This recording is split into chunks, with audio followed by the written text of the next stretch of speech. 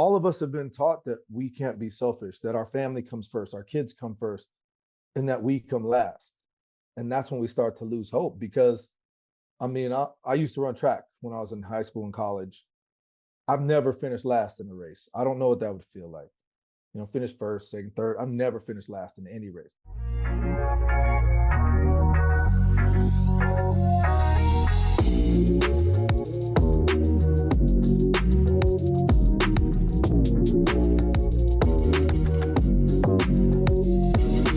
Let's impact some men today. I think we're gonna do a great job.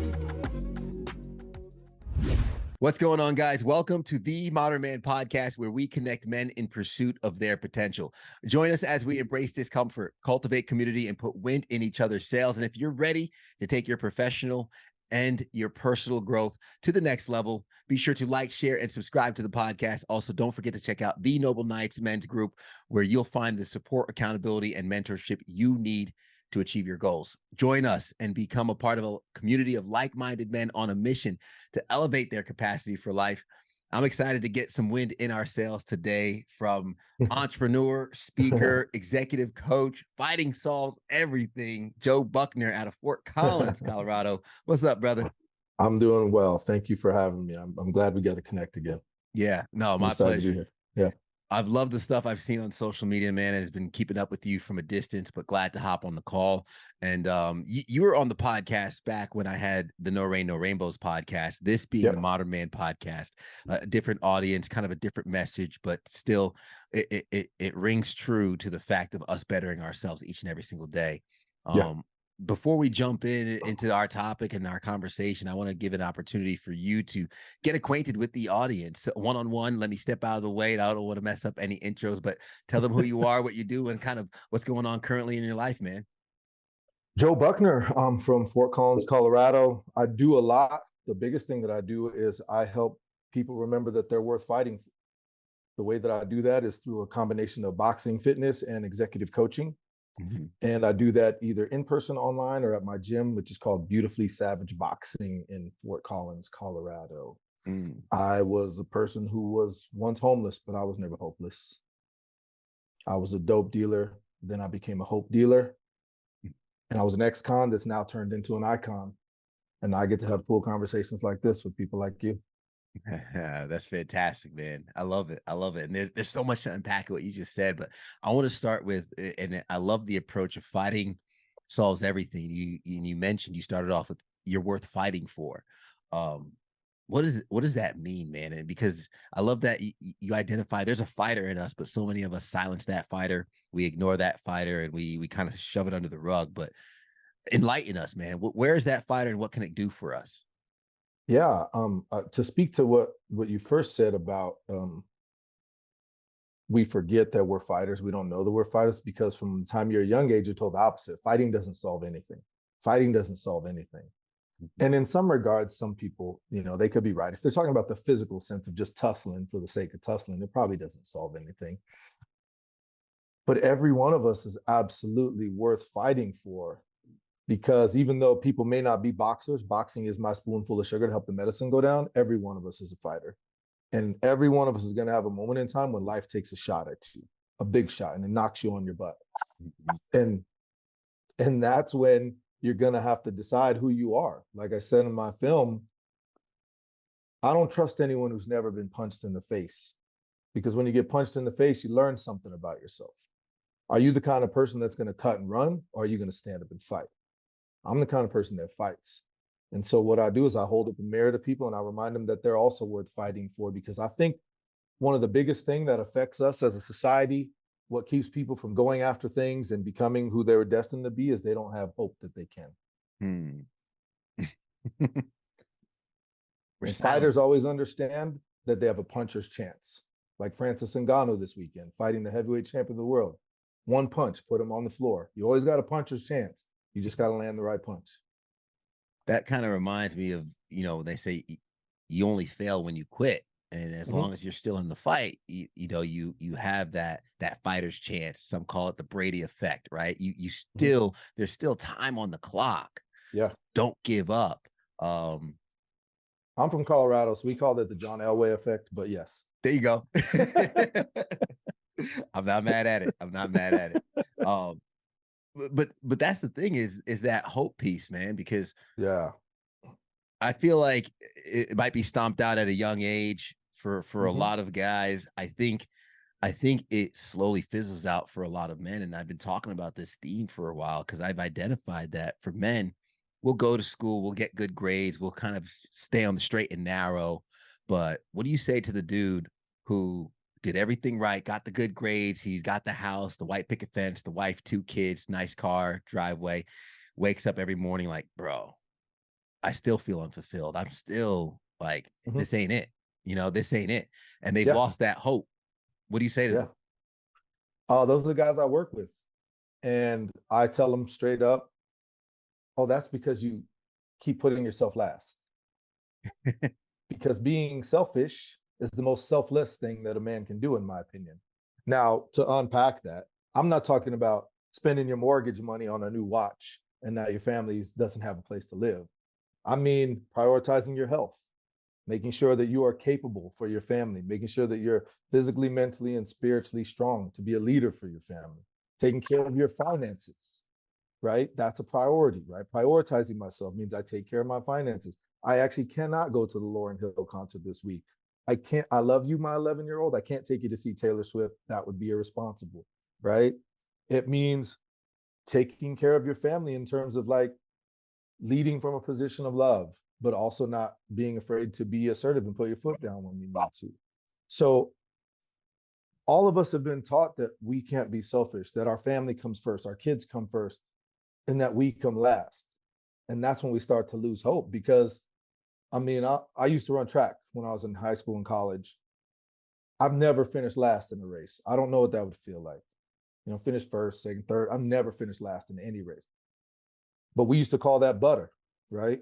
Mhm. So I challenge anyone, go to an elementary school field day this year at the end of the school year. They'll have a 50-yard dash or something. All the kids will line up. Inevitably, there's one or two that are just faster than everybody else. That's their God-given gift. They can just go, right? So when they say go, those two are going to cut out. The other kids are going to run as hard as they can just because the parents are there, people are watching. And then there's always going to be 3 or 4 in the back who just stop running because they realize they don't have a chance to win. They have no hope, right? Yeah. The other kids know they're not in front, but they have hope. Like if I can just run fast enough, maybe I'll catch them. And that's what happens to us. We keep putting ourselves last, putting ourselves last, putting ourselves last. It doesn't take long for people to tell you that you don't matter before you realize that you believe it too. Mm-hmm. Mm-hmm. Right? So that's my take on it. Like the longer you put yourself last and you don't prioritize yourself, the more you're going to feel hopeless and feel like you don't really have much to offer other than your paycheck. Yeah. Feeling like the ATM. People Amen. just keep taking deposits. And I've mentioned that when, you've worked yourself to be a high value man. Every time that phone rings, somebody wants something. Every Yeah. time there's a knock on the door, somebody wants something. So you start to be like, all right, you're already opening up the wallet and you haven't even answered yet. You're better than me. I sent it to voicemail. Yeah, there you go. Go ahead and tell me what you need from me before I call you back. Exactly. What is this in regards to? But that right there, that simple motion of sending it to voicemail is a form of setting up a boundary to put yourself 100%. first. It's a form of setting up the importance of is it worth my time? And that's not going to be, it's not like a conceited way. It's you have your priorities set, Yeah. where to delegate certain things. And you mentioned something before about getting punched in the face. And what's interesting is I love, I was kind of doing the deep dive on you and you said somewhere how every fighter knows that you can't get through the fight without getting hit. And life's going to hit us in the face. But so many of us live our lives trying not to get hit. Those loss adverse people, right? What detriment does that do? Like I imagine a fighter who's fighting like they're afraid to get hit, it will impact their ability to attack. So I'm interested in that transition to life of how if we constantly live trying to avoid getting hit, how that actually does us more of a disservice than a service. If iron sharpens iron, so does one man sharpen another. But if you're a man and you're alone or listening to this, then who sharpens you? What's going on, guys? Ted Phaeton here, host of the Modern Man podcast, also founder of the Noble Knights Mastermind Group. And I'm just out here encouraging you to find your circle. Maybe you're on a personal growth journey and nobody around you understands the new mentality that you're possessing. That's okay. You can find an online community that will pour into you, will navigate your goals and navigate your obstacles, share their experiences, resources, and more. Join the Noble Knights Mastermind Group and try us out for free to tap into a community of men helping each other scale up and reach their goals. Check out themodernmanpodcast.com. I mean, if we put it into boxing terms, which will also apply directly to life, you'll never move forward. A fighter has to come forward to actually land a punch. He has to advance. You'll never move forward if you're just afraid to get hit. Anybody that's a fighter, that's been in a fight, whether it's in a sanctioned fight or you just got in a tussle in college because you were being rowdy and they were being rowdy, assumes the risk. I will probably hit someone, but there's a good chance I might get hit too. And I'm okay with that because I feel like my capabilities are going to overcome that. So it's the same with life. It's like whether it's taking a risk on starting a business or taking a new job or relationship, you can't grab the rose without knowing you're going to get pricked by a few thorns. So you have to say, is it worth the risk? And so for me, the fear is what keeps people from moving forward.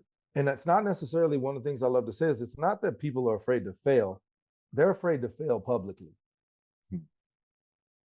Right? Yeah. I'll mess up hanging that picture 50 times. But what I'm not going to do is film myself hanging up that picture and then put it online because I'm not good at hanging pictures. Right? So that's where I think, like, to answer the question, that fear of getting hit, of getting knocked down, of people talking down on you or doubting you or saying that your idea is dumb, that's the thing that keeps people from ever just advancing and moving forward. And that's what we got to get past. And so that's why I say I can't trust anyone who's never been punched, because the other thing you learn is you learn that you know how to take a punch. Yeah. And if I know I can take a punch, then I can keep fighting. Yeah. I've said on the podcast before, and I love depicting this because this was one of my weak moments, man. I was at a point, I was frustrated. I wasn't where I wanted to be in life, and I wanted to write down every excuse I could think of as to what has held me back. And from 2019, I wrote down, the pandemic, pay cut, wrote down, having to switch jobs, moving, all these things that were the reason why I couldn't get to where I wanted to be in life. And then when I look back at that list, it did the opposite. Instead of giving me like validation, like, you see, this is why I'm not successful. It was like, do you see how many punches you took? I actually called the list punches since 2019. I was like, do you see how many punches you took? And you got married here. You went to Costa Rica here. You advanced. You actually sold a house here and moved to a new job here. And what that triggered in me was like, bro, you've been getting punched and that hasn't stopped you. Yeah. So you're I'm undefeated on bad days. You're undefeated on bad days. It's like, these are the reasons why I could have stopped, but I didn't. Yes. And for me, that was my proof of resiliency, right? My proof of like, I'm still here. And yeah, those might have been setbacks, but those setbacks could still be a set up for what's coming up next. Yeah. And it's like Rocky IV. You remember Rocky IV? Yeah. Remember when Drago was like, he's made of steel. I can't break him. He just keeps coming forward, right? That's you. Yeah. That's you. And that's all of us if we think about it, but people don't realize that until maybe it's too late sometimes. That is true. Because I was exactly going to segue into kind of bridging that gap in terms of the person that feels lost or they're down on their past, right? And you started off amazingly with how you describe your story. You weren't homeless.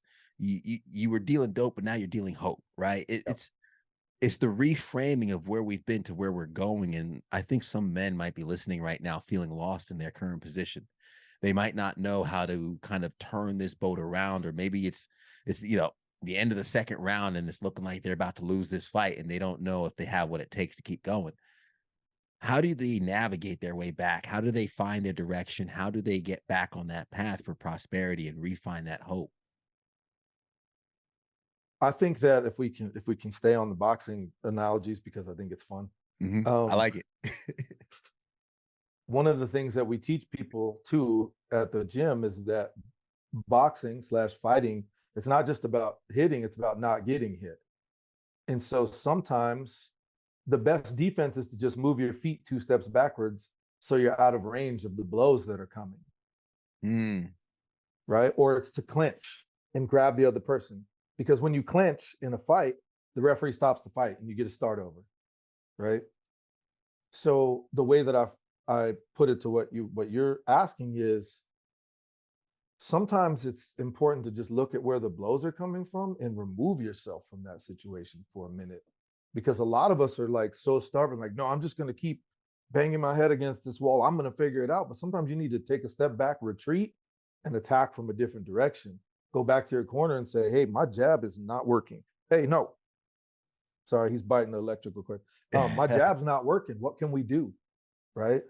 It's like Lomachenko fighting Devin Haney, and Devin Haney's in the corner saying, Dad, he knows everything I'm going to do. Yeah. He knows before I do it. What are we supposed to do? Right? And so the other thing I would say is, using that boxing analogy, is seek counsel. No fighter ever goes to the ring by himself. He's always surrounded by people, and those people are just a handful of the people. So when I meet with clients, I think this will help. I ask them 3 questions the first time we meet. What are you fighting for? Let's define what you're fighting for. Why are you doing this? Because coaching is going to be hard. If you're trying to lose 40 pounds, it's going to be hard. Like, if you're trying to get a new job, it's going to be hard, right? What are you fighting for? Secondly, who's fighting in your corner? Every great champion has a team of people. And I'm not just talking about fighting. An NBA team has like 12 to 15 coaches. There's only 12 players on the team, right? There's always someone in your corner, even if they're not visible or not seen. And the last question is, what's worth fighting for? Because not everything's worth fighting for. So I would say that the way for them to get back to their path is retreat, take a breath, attack from a different direction, because obviously what we're doing, it ain't working. Yeah. And it's not working in that form. My gym is 7 years old. It looks nothing like the day it started, because we're constantly looking at it with a discerning eye and iterating and going, okay, we thought that was a great way to train, but now that we've studied and learned and got some education, we know this is a better way to train. So we're going to change it. Right. So I would say that too is, be stubborn about where you're trying to go, but be flexible about how you get there. No, that's awesome. That's awesome. I want to ask about the acquiring of skills, or kind of what you mentioned with looking at your gym with a discerning eye. There might be some fellas listening right now who think, they don't need help, or they're good where they're at. I love how you put it. You might never punch someone, but you will know how. And it's almost like preparing for life, because there are some people who might have been like, hey, you know what? Things have been good. Life hasn't given me any major punches. I'm all right. I don't really need to up my game. I'm good. But it's like, you might never need to punch somebody. But I think for those that I know who train, and those that I have a couple of friends who've had fights and stuff, there's a different confidence around them. And it's not like they're looking for something. It's just that they're prepared, right? And it's almost like, hey, if it goes down, I'm okay. So I'd love to talk about that approach, right? You might never punch someone, but at least you'll know how. What does that do for someone? We could keep that boxing analogy, but referencing it into life, what that can do for somebody moving forward. I agree 100% with what you said about the people that train. I've been boxing since I was 6 years old. And what I tell people is, because I work with teens a lot, and I think sometimes people are worried, oh, he's going to teach my kid how to fight. I tell them, no. I've never started a fight in my life because I'm confident.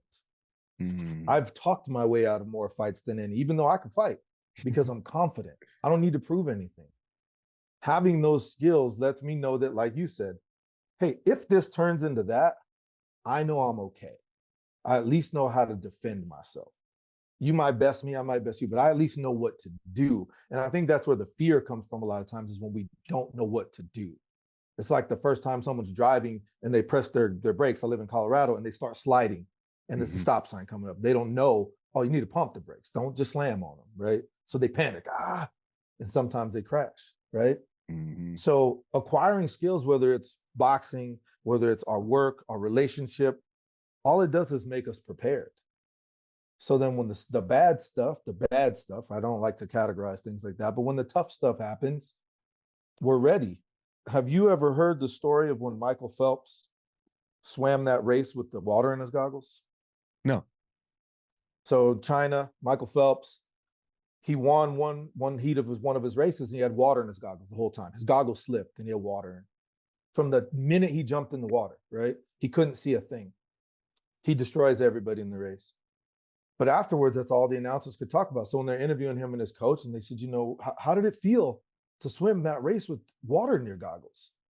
His coach said, probably like the 1,000 other times we practiced that. Yeah. He said, we prepare for everything. And we knew that someday this could happen. He knows he has to hold his line, swim in a straight line. He doesn't need to do anything special. He needs to just swim his race like he always does.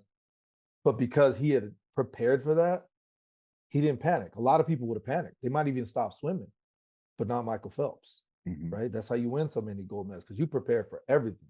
I think most people only prepare for the good stuff.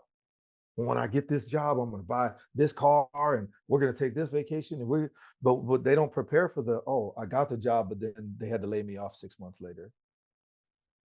Yeah. Now what, right? They hadn't built up those skills. And one of those skills is grit. So for me, having the skills in whatever you do just means that you're confident. Like you said, you're confident. And it's not an arrogance. It's not I'm better than anybody. It's I'm confident in my abilities to perform the thing I need to perform. Therefore, I move differently through the world. Yeah. I mean, Ted, I went to prison. I was in maximum security prison for a while, right? I was in there with the worst of the worst. And I can tell you, I'm not trying to be like a tough guy. I've never been afraid of another man, ever. And not because I'm like the toughest guy in the world. I know how to take care of myself. And more importantly, I've also developed the skill of diffusing situations. Yeah. Right. Because I'm calm, right? I'm calm. Like, yeah, you want to amp it up, I'm still calm, because I'm like, number one, I'm not worried. Number two, like, what are we really arguing about right now? Like, what are we hoping to get out of this? Right. Yeah. I'm usually really good at that. So there's a lot of skills, but I think, like, to go back to the original question, developing the skills, sharpening those skills, working on them continuously, it's just what makes you bulletproof. That's what I like to tell the coaches. I need you to practice more so you're bulletproof. Yeah. When the lights are on, you're bulletproof, right? I love that. And I call the kind of diffusing situation that verbal jujitsu. Yeah. Just put the situation in submission and just bring it down a little bit. Yeah. That's all you need. 100%. Because 9 times out of 10, violence is never the answer. But the 10th time, it's the only answer. And that's when you want to be prepared. And that's when you want to be prepared.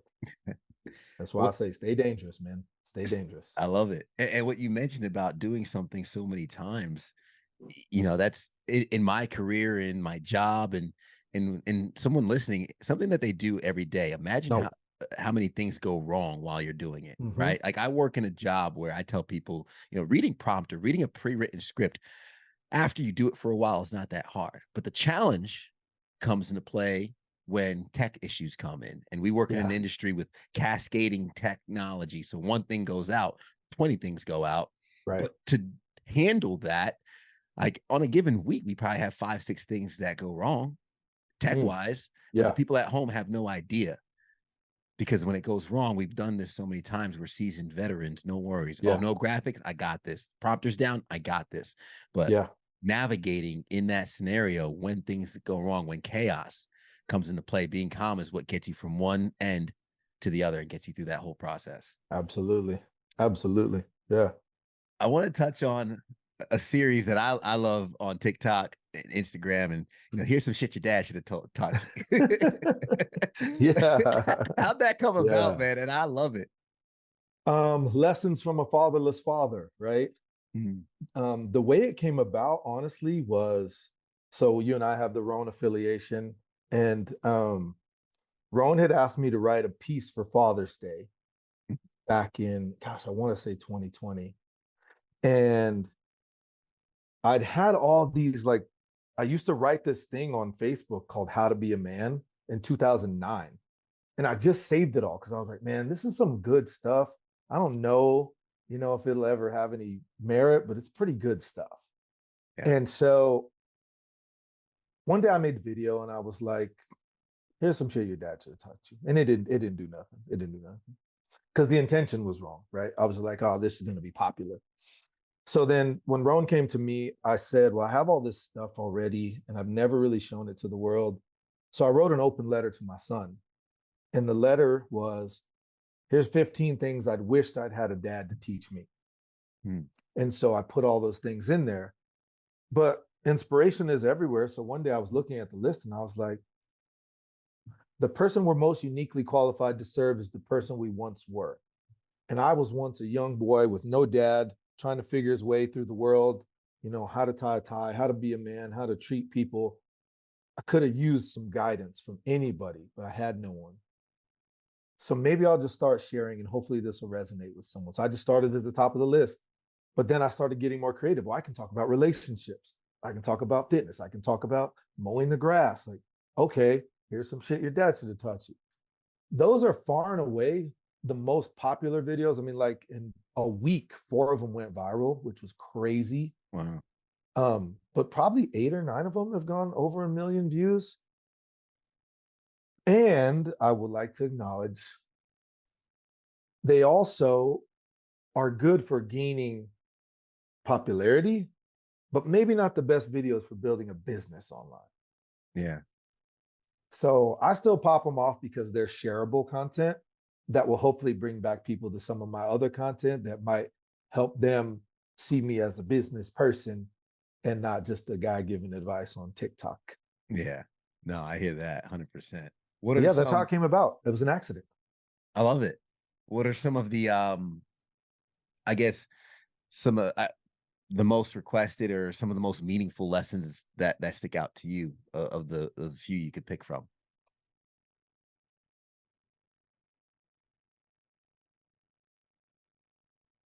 Unspoken expectations are premeditated resentments.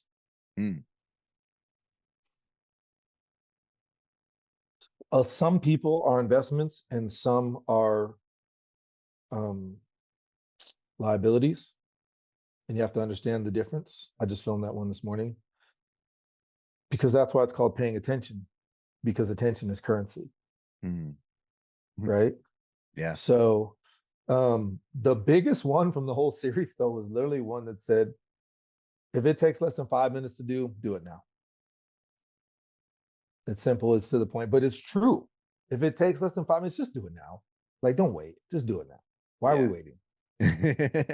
That's so true. But it's definitely some dad stuff too. It's like, yeah, I can hear my dad saying that. Absolutely. And I was going to ask, what do you think that makes it so popular and resonates with so many? If you look at the comments, it's a lot of people that are like what I said, you know, hey, I never had a dad. I love these. It's moms saying, hey, my sons don't have a dad, so I have them watch your videos every day. It's people who maybe had a dad who wasn't super present. Or it's people who said, well, I lost my dad and he used to say stuff like this. So I love these videos. So I think what makes it popular is that there's a lot of people growing up in that situation. And I think that when you're young, like me growing up that way, it's easy to think you're the only one, right? Yeah. It's easy to think you're the only one, but it's good to realize that I'm not and that it's helping people. Absolutely. Community's everything, brother. And I love that you did that. Mace, do you need to go out? The little puppy. Sorry. Yeah, I think he needs to go outside, but I'm hoping he can hold it for a few. Well, we're wrapping up. These are the last couple questions, so this is perfect. All right, let's do it. So cool. He laid down.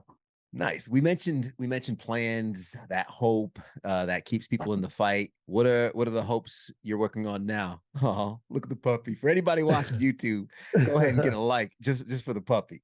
The hopes that I'm working on now, gosh, great question. So we're working on scaling our gym to an 8-figure business, not just with the gym though.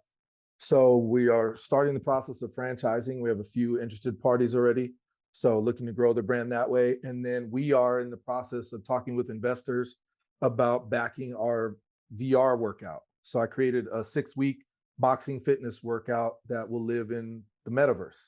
So think like Insanity, but in VR for boxing fitness.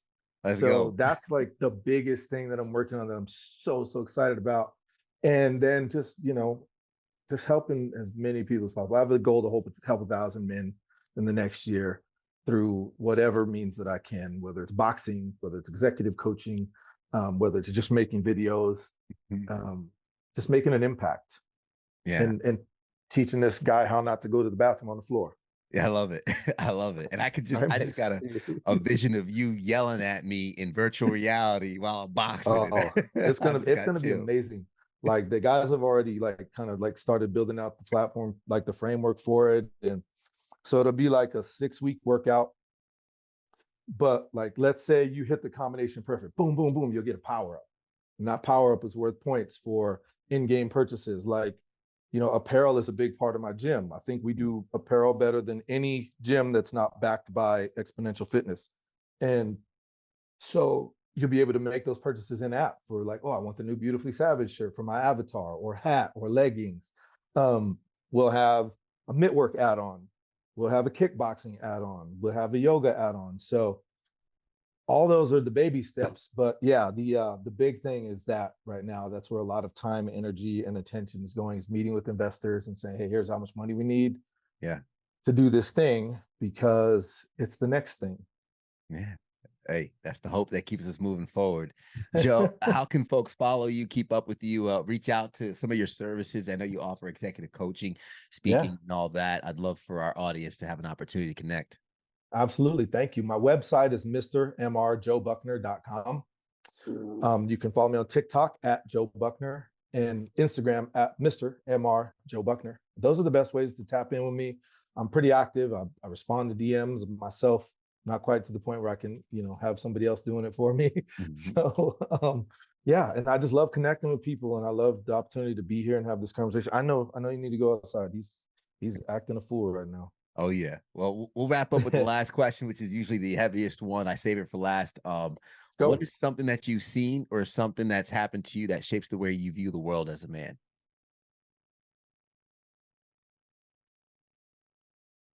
My own father choosing not to love me. Mm, Because when your own parent, who is morally obligated to love you, chooses not to, it teaches you that you're unlovable and that you're leavable. And so I spent a lot of time in therapy working through that and on that, and learning to find that that doesn't define me, and that's not what my self-worth comes from, is that he made the decision not to be there. But I would say that's probably been the most impactful thing in my life, was that. yeah. And I finally got a chance to tell him that last January. So that's Good for been you. good too. Yeah. Yeah. Nice, bro. Hey, thank you for sharing that, man. I really Yeah. appreciate that. That was vulnerable. Yeah. Listen, Mr. Joe Buckner, I knew this would be a fantastic episode. I can't wait to share it. I know everybody enjoyed it. I'm going to recap really quick as we wrap up some of the gems you left along the way, but make sure you give my man a follow and check out some of the amazing content, because you are worth fighting for. That's what we started with. You're worth fighting for. Life will take a shot at you. How are you going to respond? If you haven't been punched in the face by life yet, just wait. It's winding up. It's going to be hitting you. And of course, being selfish is the most selfless thing you can do. Men, don't put yourself last. Take care of yourself. Help. Saw a post by Joe Buckner the other day about getting your 8 hours of sleep, taking care of your body, your physical health. Health is wealth. And if you can't be there for your family, doesn't matter how much money you made for them, they rather you be present. You'll never move forward if you're afraid to get hit. You got to move your feet. You got to be able to take those hits in life, but elevate your skills so you will have the confidence to move forward, to not only take those hits, but adjust accordingly, maybe parry and then counter, and then find out those opportunities that you can take advantage of in life and have confidence in your abilities to do so. Seek counsel. Who's in your corner? Don't fight this fight alone. You don't have to do it by yourself. Sometimes you need to move your feet, retreat, and then reapproach how you have to take this fight on if you're feeling stagnant and stuck in life. 3 questions, as Joe mentioned. He says, what are you fighting for? Who's fighting in your corner? And what's worth fighting? Because everything's not worth fighting for. If you're confident, you can move with confidence through life. And then lessons from a fatherless father. Also a reminder that you are not alone in your problems, and you have community out there to lean into. This has been amazing. Mr. Joe Buckner, thank you. Yeah.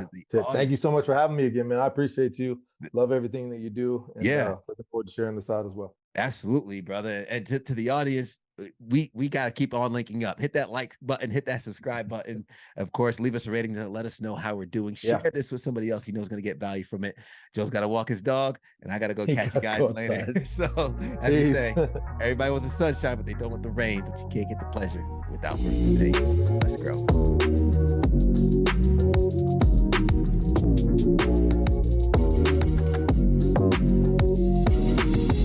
have some in today. I think we're gonna do a great job.